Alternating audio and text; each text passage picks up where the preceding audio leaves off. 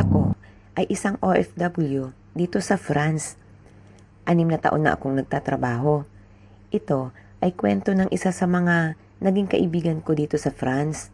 Ang buong akala ko, Ate March, ay sa Pilipinas lang may mga kwentong kababalaghan.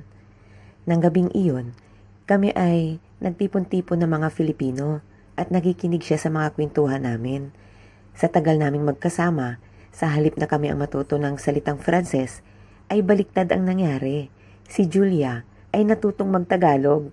Tahimik siyang nakikinig sa mga horror naming usapan.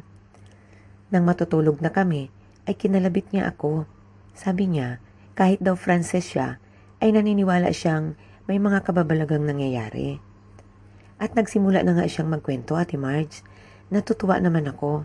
Tahimik akong nakikinig sa mga sinasabi niya. Ito raw ay 7 taon na ang nakalipas, Ate Marge. Nakatanggap siya ng invitation letter mula sa kanyang pinsan.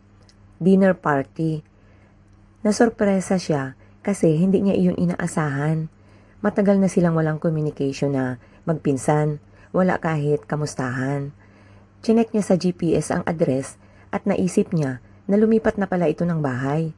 Dinner party ang usapan kaya 4:00 pa lamang ng hapon ay nagligpit na siya. Habang nagdadrive siya ay napansin niya ang lugar na papalayo na ito sa kabihasnan. Malayo na sa sibilisasyon. Nagtataas ang mga puno. Naglalawakang mga farms. Nag-aalala siya ng oras na yon kung tama ba ang direksyon na kanyang dinadaanan.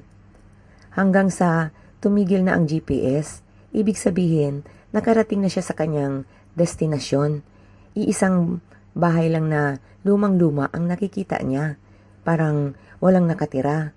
Puro tuyong dahon ang nasa bakuran ng bahay at kahit ang mga tumbang puno ng kahoy ay hindi man lang nagalaw.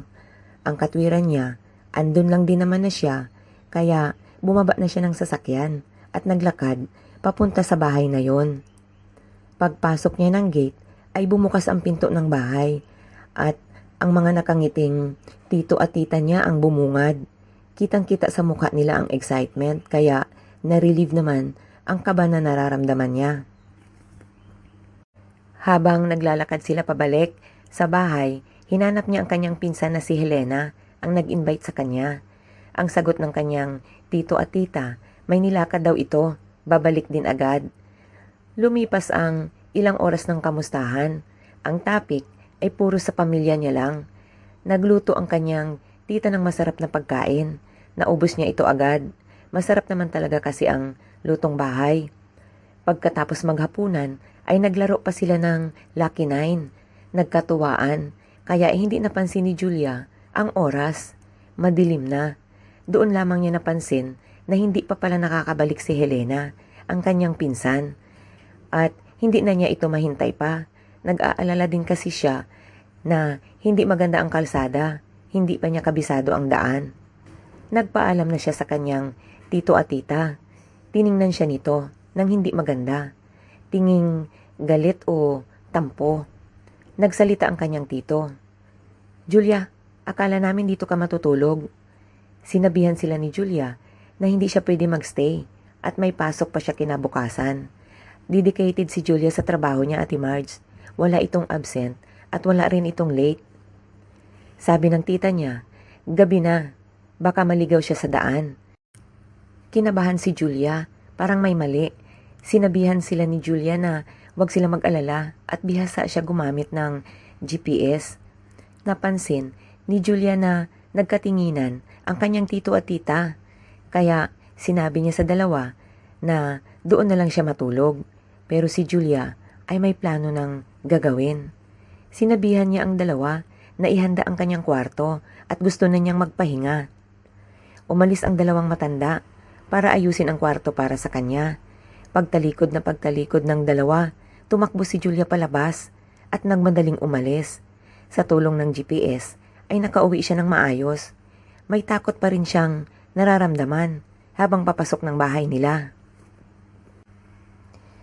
Pagpasok niya sa loob ng bahay nila, isang galit na ina ang kanyang nadatnan.